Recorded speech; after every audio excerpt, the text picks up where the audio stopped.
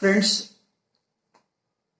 कल हम लोगों ने एक general dimension of secularism discuss किया था और हमने ये देखा था कि इंडियन कॉन्स्टिट्यूशन किस तरीके से हमारे सोशल परसेप्शन को इनकॉर्पोरेट करता है। हमारे कॉन्स्टिट्यूशन का जो स्ट्रक्चर है इस तरीके का है, वो इतना ब्रॉड है, उसमें हर सोसाइटी, हर कम्युनिटी, हर रिलीजन, हर लैंग्वेज फ्लरिश करता है और डेवलप करता है। कॉन्स्टिट्यूशन किसी को कोई ग्रीवांस नहीं देता, बल्कि हर तरह की जो सोशल प्रॉब्लम है उसको सॉल्व करने की कोशिश करता है। और इस कंटेक्स्ट में हमने डिस्कस किया था सेकुलरिज्म को, कि सेकुलरिज्म इंडिया के लिए कोई नया कॉन्सेप्ट नहीं है, बल्कि इंडियन सोसाइटी में हमेशा प्रिवेल करता रहा है, चाहे रूलर्स हिंदू रहे हों, मुस्लिम्स रहे हों या अंग्रेज रहे हों। इन्हीं सब बैकग्राउंड्स को देख करके आर्टिकल 25 से लेकर के आर्टिकल 30 तक कॉन्स्टिट्यूशन में इनकॉर्पोरेट किया गया था, क्योंकि इन सभी प्रोविजंस में कहीं न कहीं से रिलीजन इन्वॉल्व है अपार्ट फ्रॉम अदर थिंग्स। तो आज हम देखते हैं कि आर्टिकल 25 और 26 का ब्रॉड स्पेक्ट्रम क्या है। हमने कल ही डिस्कस किया था कि आर्टिकल 25 कोई एब्सोल्यूट राइट टू रिलीजन नहीं है, ये बहुत ही रिस्ट्रिक्टेड, बहुत वीक राइट है और ये चारों तरफ से घिरा हुआ है। तो आर्टिकल 25 में जब बात करते हैं subject to public order, morality, health and other provisions of this part, मतलब फंडामेंटल राइट के अदर प्रोविजंस, इसका अर्थ होता है कि इस फंडामेंटल राइट में जो अदर्स को राइट दिए गए हैं, फ्रीडम ऑफ स्पीच है, फ्रीडम ऑफ मूवमेंट है, आर्टिकल 21, उसको हर्ट नहीं होना चाहिए आपकी पूजा से। अब इसका अर्थ एक एक एस्पेक्ट को लेकर के हम समझने की कोशिश करते हैं। पब्लिक ऑर्डर क्या है? जब पब्लिक ऑर्डर को समझना हो तो आप सीआरपीसी के सेक्शन 133 और 144 को जरूर देखिए। पब्लिक न्यूसेंस जो चैप्टर्स हैं, अगर आपका मंदिर है, मंदिर के बगल में साइकिलें खड़ी हो रही हैं, जाम लग रहा है या मंदिर में भीड़ हो रही है, मंदिर में कोई लॉ एंड ऑर्डर की प्रॉब्लम आ रही है, तो वो सब पब्लिक ऑर्डर में एड्रेस होता है।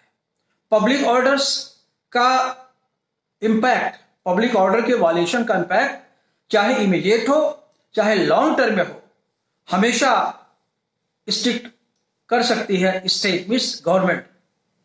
जैसे जाकिर नायक को देखिए, जाकिर नायक का जो प्रैक्टिस थी या जो प्रोफेस करता था इस्लाम को, उसका शॉर्ट टर्म इंपैक्ट आपको देखने को नहीं मिलेगा, क्योंकि ये लगता था जैसे वो अपने धर्म का प्रचार कर रहा है। जो राइट आपको दिया गया है कॉन्स्टिट्यूशन में, right to propagate religion, right to profess religion, right to practise religion, लेकिन इसका इंपैक्ट क्या हो रहा था? जब उन बच्चों की डायरी, लैपटॉप खोला गया, जो लड़के आईएसआई में गए थे, लगभग हर के लैपटॉप पर जो इंस्पायरेशन फोर्स थी उसको उन्होंने जाकिर नाइक को माना। इसलिए जाकिर नाइक पर बैन लगा, उसके बोलने पर बैन लगा और उसके एक्टिविटीज पर, प्रोफेशन पर, प्रैक्टिस पर भी बैन लगा। उसका इंस्टीट्यूशन को बैन किया गया, उस पर रिस्ट्रिक्शन लगाए गए और वो भाग गया अल्टीमेटली मलेशिया में। तो लॉन्ग टर्म इंपैक्ट है, तब भी पब्लिक ऑर्डर को हर्ट कर सकता है, शॉर्ट टर्म तो करता ही करता है। इस कंटेक्स्ट में एक चीज और समझ लीजिए कि आर्टिकल 25 का आर्टिकल 19 से बहुत डीप रिलेशनशिप है और आर्टिकल 25 के जो ऊपर के क्लासेस हैं, पब्लिक ऑर्डर, मोरालिटी, हेल्थ, इन सारी चीजों का मेंशन आर्टिकल 19 क्लास 2 में किया गया है। ये वही ग्राउंड्स हैं जैसे ऑब्ससेनिटी है, मोरालिटी है, affecting the friendly relationship with other countries हैं, पब्लिक ऑर्डर है, लॉ एंड ऑर्डर है। तो ध्यान रहे कि आर्टिकल 19 क्लास 2 के सारे प्रोविजंस जो आर्टिकल 25 में मेंशन प्रोविजन मेंशन नहीं भी है, उसके बेसिस पर आपका रिस्ट्रिक्शन लगाया जा सकता है, आपके प्रैक्टिस पर भी, आपके मूवमेंट पर भी। अगर इन सब से वो सारी प्रॉब्लम आती है जो पब्लिक ऑर्डर क्रिएट कर सकती है, हेल्थ ऑर्डर क्रिएट कर सकती है, अगर आपके मूवमेंट से, किसी मौलवी के या किसी हिंदू धर्माचारी के मूवमेंट से इतना उसका फियर है कि एक कम्युनिटी के लोग उससे दहशत खाएं, उसके मूवमेंट को भी रोका जा सकता है। मुझे याद पड़ता है जब बाबरी मस्जिद का डिमोलिशन हुआ था, मैं उस समय एक मुस्लिम फैमिली में था, उसके हमारे फ्रेंड की मैरिज थी। लाइट चली गई, जब मैं लौटने लगा तो एक मुस्लिम लेडी अपने बच्चे को धमका रही है कि खाना खा लो नहीं तो अडवाणी को बुला दूंगी। तो इस तरीके की जो फियर है लोगों के मन में, अगर पैदा हो सकता है, स्टेट उस एरिया में जाने से भी आपको रोक सकती है। ध्यान रहे ये सेक्शन 145 में भी ये ग्राउंड्स है। तो इसलिए मैंने कहा कि जब आप पढ़िएगा आर्टिकल 25 को तो सेक्शन 133, 144 ऑफ सीआरपीसी और आर्टिकल 19 के सारे प्रोविजंस 1 से लेकर के 6 तक के प्रोविजंस, जिसमें पब्लिक ऑर्डर वगैरह दिया गया है और इमोरलिटी दी गई है, ऑब्सेंटी दी गई है, ये सबको आप होलिस्टिक सेंस में लेके देखें, क्योंकि फंडामेंटल राइट्स पर भी आर्टिकल 19 पर भी रिस्ट्रिक्शन, रीजनेबल रिस्ट्रिक्शन इंपोज किया जा सकता है। ये रीजनेबल रिस्ट्रिक्शंस वही हैं जो आर्टिकल 25 क्लास 1 में है। आप लाउड स्पीकर लगा रहे हैं, चिल्ला रहे हैं, अब देखिए तमाम जजमेंट्स आ गए हैं जिसमें कहा गया है कि आप नमाज तो पढ़िए लेकिन लाउड स्पीकर प्रोहिबिटेड है। क्यों? क्योंकि इससे अदर्स का राइट हर्ट हो रहा है। हम रात को सो रहे हैं, सो नहीं पा रहे हैं, हमको एग्जाम देना, हमारी पढ़ाई डिस्टर्ब हो रही है, 5 बार नमाज पढ़ते हैं, सवेरे 4 बजे उठ जाते हैं हम, तो पढ़ने में डिस्टर्बेंस होता है। ऐसे भी स्टेट लाउड स्पीकर पर रोक लगा सकती है। एक केस आया था, चर्च ऑफ गॉड 1983 का केस है वर्सेस सोसाइटी वेलफेयर एसोसिएशन का केस है। इसमें भी यही कंप्लेन किया गया था कि सोसाइटी बनी थी, मकान बने थे और लाउड स्पीकर से अजान होता था, काफी तेज अजान होता था। तो सुप्रीम कोर्ट ने कहा नहीं, आप लाउड स्पीकर नहीं लगा सकते, क्योंकि इससे अदर लोगों के अदर राइट्स का वायलेशन होता है। वो चाहे राइट टू स्टडी हो, चाहे राइट टू स्लीप हो, चाहे राइट टू प्राइवेसी हो। इसीलिए आर्टिकल 25 को स्पेशली जब प्रोपोगेशन का क्वेश्चन हो, अपने धर्म को प्रचार करने का क्वेश्चन हो, तो आर्टिकल 19 को जरूर ध्यान में रखा जा सकता है और उसी कंटेस्ट में बोलने वाले पर रीजनेबल रिस्ट्रिक्शन लगाया जा सकता है, किताब बैन की जा सकती है, आपको कहीं जाने से रोका जा सकता है। याद करिए अयोध्या मंदिर में जब डिमोलिशन हुआ था, उसमें अटल बिहारी जी को रोक दिया गया था, अडवाणी जी को रोक दिया गया था, क्योंकि स्टेट को लगता कि उनके जाने से, उनके इस कंडक्ट से वायलेंस भड़क सकता है, और हुआ भी, लोग तैश में आ सकते हैं। इसलिए स्टेट को बहुत पावर है रेगुलेट करने का, चाहे वो पब्लिक ऑर्डर हो, चाहे मोरालिटी हो। मोरालिटी क्या है? मोरालिटी एग्जिस्टिंग सोशल नॉर्म है। अगर एक रिलीजन कहता नहीं, नकेड होकर के पूजा करना चाहिए, लेकिन एक कम्युनिटी उसको एक्सेप्ट नहीं करती है। इसमें एक इंपॉर्टेंट केस अगर आपको याद हो, Jagadishwaranand versus commissioner of police Calcutta का केस था, जिसमें एक सेक्ट आनंद मार्गियों का, जो सड़क पर नंगे डांस करना चाहता था, निकला सड़क पर और वीपन लेकर के, तो वीपन लेकर के निकले खोपड़ी लेके निकले और सड़क पर नेकेड निकले। तो यहां पर आप देखें, एक तो पब्लिक ऑर्डर की प्रॉब्लम आई, दूसरी मोरलिटी की प्रॉब्लम आई। इस तरह की एक्टिविटीज जिसको सोसाइटी के other group, other class accept न करें, वो इमोरल होगा। और सुप्रीम कोर्ट ने कहा कि बैन लगाना बिल्कुल कॉन्स्टिट्यूशनल है। मोरलिटी कई एस्पेक्ट्स हो सकते हैं। तो चाहे रिलीजन कोई बुक हो जो इमोरल लगता है, ऑब्सीन बुक्स, किसी बुक में ऑब्सीन गाने, चाहे वो धार्मिक क्यों ना हो, वो सब आर्टिकल 25 के पार्ट होंगे, उसके प्रोविजो के पार्ट होंगे, क्योंकि इमोरल होगा। यही नहीं, अभी देखिए शाहरा बानो के केस में सुप्रीम कोर्ट ने कहा कि ट्रिपल तलाक इमोरल भी है, क्योंकि सोसाइटी का कौन पार्ट ऐसा होगा जो ऐसे एक्ट को, जो दूसरी पार्टी को बिना अपॉर्चुनिटी दिए हुए, दूसरी पार्टी को रेसिप्रोकल राइट दिए बगैर एक पार्टी को कहता नहीं तलाक तलाक तलाक।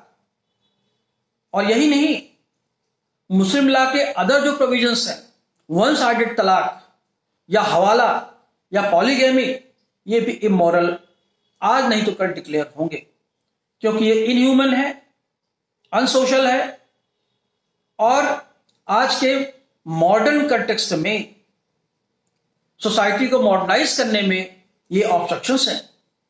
और इस कंटेक्स्ट में आप ध्यान में अगर रखें article 51 class A after directive principle, जो 1976 में जोड़ा गया है, fundamental duties of the citizens. तो फंडामेंटल ड्यूटीज क्या है? To develop the scientific temper, to respect the women, to promote the brotherhood and excellence. आज दुनिया में, जहां हम ग्लोबलाइजेशन दुनिया में जी रहे हैं, वहां इस तरह की एक सोच कि हम पॉलीगैमी करेंगे, बहुत बच्चे पैदा करेंगे, ये भगवान की देन है, ये आर्टिकल 25 के रिस्ट्रिक्शन में कवर होगा। पब्लिक ऑर्डर को भी हर्ट करेगा, ये इमोरल भी है और अनहेल्दी भी है। जैसे जावेद वर्सेस हैराना के केस में पंचायत के इलेक्शन में स्टेट गवर्नमेंट ने बैन लगा दिया कि जिनके दो से ज्यादा बच्चे होंगे वो इलेक्शन में पार्टिसिपेट नहीं कर सकते। सुप्रीम कोर्ट ने कहा बिल्कुल सही बैन है। क्यों? क्योंकि it affects the health of the women. आप जितने बच्चे पैदा करना चाहते हैं, इफेक्ट कौन होता है, एडवर्स इफेक्ट कौन होता है, उससे प्रेजुडिस कौन होता है? वीमेन होती है, जिसको भी आर्टिकल 21 में एक डिग्निटी का राइट है, सम्मान से जीने का अधिकार है। और इसी कंटेक्स्ट में अगर मान लीजिए दो मुस्लिम कपल्स हैं या हिंदू कपल्स हैं, या एक कपल हिंदू एक मुस्लिम है, हिंदू कपल में से वीमेन कहते हम चाइल्ड प्रोक्रिएट नहीं करेंगे, बच्चा नहीं पैदा करेंगे। मुस्लिम कहता नहीं, मेरा धर्म कहता है कि जितने चाहते बच्चा पैदा करो। तो आर्टिकल 25(1) में मोरालिटी को भी वायलेट करेगा और अनहेल्दी भी होगा, ये हेल्थ को भी वायलेट करेगा, राइट टू हेल्थ को। तो morality, health and public order. इसके अलावा अदर प्रोविजंस, तो अदर प्रोविजंस में मैंने डिस्कस किया अभी, आर्टिकल 19 और आर्टिकल 21 मेन है जो रिलीजन से जुड़ा हुआ है। या जैसे मान लीजिए एक समय में था अनटचेबिलिटी थी, जिनको सो कॉल्ड आज जो शेड्यूल कास्ट में आते हैं उनको लोग छूते नहीं थे और तर्क देते थे नहीं तो भगवान ने बना के भेजा है, इनकी सेवा करना हमारा फर्ज है। तो धीरे धीरे करके एक्ट बने, लोगों में अवेयरनेस आई और सिचुएशन, वीमेन की भी पोजीशन, लॉ और सोसाइटी, जो सोशल ओपिनियन है और लॉ दोनों साथ चलते हैं, both act and interact with each other. Social opinion, public opinion किसी लॉ को बनाने में काज भी होती है, कारण भी होती है, और लॉ पब्लिक ओपिनियन को अफेक्ट भी करता है। अगर ये दोनों इंटरेक्शंस किसी सोसाइटी में नहीं है तो प्रॉपर लॉ नहीं बनेगा। और इंडिया में क्योंकि सोसाइटीज डाइवर्स है, स्पेशली मुस्लिम, हालांकि इसको माइनॉरिटी नहीं मानते, लेकिन माइनॉरिटी हो या ना हो इससे फर्क नहीं पड़ता। उनकी जो सोच है पॉलीगैमी की, हलाला की, ये इनह्यूमन है। किसी समय में हिंदुओं में भी था बाईगैमी, हिंदुओं में था। 1952 में एक केस आया मद्रास हाई कोर्ट का, नाम मुझे नहीं याद आ रहा, इसमें सुप्रीम कोर्ट ने कहा इस तरह की प्रैक्टिसेस इनह्यूमन है, इमोरल है, अनहेल्दी है और अनसोशल है, क्योंकि 1952 में कॉन्स्टिट्यूशन नहीं बना था। ये केस है 52 का, बाद में कॉन्स्टिट्यूशन में आर्टिकल 25 में जोड़ा गया उसको। अब हम आते ही नीचे, अब जब इतना हो गया तो राइट क्या दिया गया है, यही राइट टू प्रोपोगेट प्रैक्टिस, ये सब चीजें दी गई हैं। तो ये राइट जो आता है, आप देखिएगा आपको देता क्या है, सीधा राइट नहीं देता, ये देता फ्रीडम ऑफ कंसेंस, आपको अंतरात्मा की स्वतंत्रता देता है। और जो अंतरात्मा, जो आपकी कॉन्सेंस है, उस अंतरात्मा से जो धर्म बने उसी को प्रचार कर सकते हैं आप ये नहीं कर सकते नहीं कुरान में लिखा हुआ था हम मानेंगे या गीता में लिखा गया था हम मानेंगे, ऐसा नहीं है। आपको उस गीता को रेशनैलिटी की पैरामीटर पर टेस्ट करना होगा।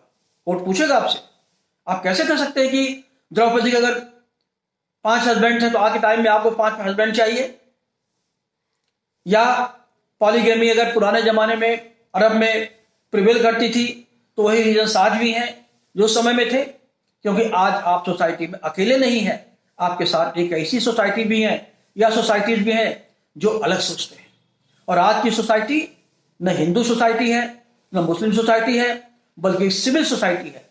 इसमें सबका ध्यान रखना पड़ेगा। और आर्टिकल 25 के जो प्रोविजो है या जो एक्सेप्शन से नीचे दिए गए हैं उसका थीम यही है। और इसी कंटेक्स्ट में जब बात आर्टिकल 44 में होती है यूनिफॉर्म सिविल कोड की, तो यही है, क्योंकि हम चाहे जिस देश से आए हो, चाहे जिस एटमॉस्फेयर से आए हो, डिफरेंट हिस्टोरिकल परसेप्शंस हमारे अलग हो सकते हैं, लेकिन आज की सोसाइटी में जो हमारी थिंकिंग है, परसेप्शन है, वो साइंटिफिक होनी चाहिए, ह्यूमन होनी चाहिए और ब्रदरहुड की होनी चाहिए, फीमेल वीमेन को रेस्पेक्ट करनी होनी चाहिए। ये सब प्रोविजंस आर्टिकल 51A में दिए गए हैं। इसलिए जब आर्टिकल 25 को इंटरप्रेट करेंगे, 26 को इंटरप्रेट करेंगे, तो हमेशा एक तो आर्टिकल 51A को ध्यान में रखेंगे, दूसरा सेक्शन 133, 144 CRPH को ध्यान में रखेंगे, और आर्टिकल 19 और 21 को भी ध्यान में रखकर ही अगर हम सोचेंगे तभी आर्टिकल 25 का पूरा थीम पूरी होती है। और इस सब डिस्कस करने के बाद, सोचने के बाद क्लियर कट एक नोशन मिलता है कि आर्टिकल 25 बहुत लो प्रोफाइल में रखा गया है, लो फुटिंग में रखा गया है, क्योंकि कॉन्स्टिट्यूशनल फ्रेमवर्क के सामने सोशल इंटीग्रिटी, सोशल हार्मोनी बड़ी चीज थी, धर्म बहुत बड़ी चीज नहीं थी। इसीलिए इस पर रिस्ट्रिक्शन लगा दिया गया है। तो जो धर्म वही होगा जो आपकी कॉन्सेंस से आए। इसका अर्थ यह हुआ कि जो कुरान है, गीता है, रामचरितमानस है, बाइबल है, उसको पहले सोचिए कि क्या आपके इनर कोर को अलाउ करता है, परमिट करता सोचने के लिए, क्या आज के टाइम में ऐसा सही है, तब उसको प्रोपोगेट करिए और प्रैक्टिस करिए या प्रोफेस करिए जो सारे दिए गए हैं।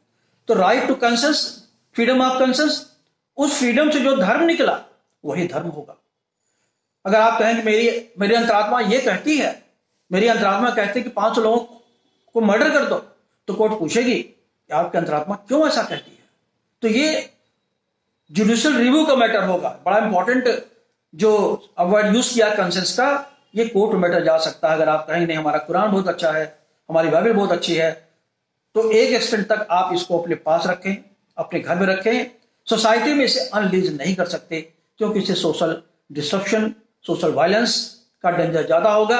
अभी आपने दिल्ली में देखा, तमाम जिस तरह लखनऊ में देखा वायलेंस हुए थे, क्यों हुए थे? उसके पीछे रीजन यही थे, अनरीजनेबल थिंकिंग और परसेप्शन अबाउट देयर रिलीजन। तो ये ध्यान रखना पड़ेगा। तो right to conscience, freedom to conscience, freedom जो होगा आपको राइट नहीं देता सीधे, आपको इंटाइटलमेंट देता है, आप ऐसा कर सकते हैं। आप पढ़िएगा, राइट नहीं लिखा गया है, freedom of conscience, then entitlement of profess etcetera. तो राइट बहुत जनरल वर्ड है, राइट उस तरह नहीं दिया गया जैसे इंस्टीट्यूटेड राइट दिया जाता है। राइट बहुत रिस्ट्रिक्शन में दिया गया है। ये चीजें अगर इतना फॉलो करेंगे तभी आपको इंटाइटलमेंट होगा रिलीजन को प्रोफेस करने का।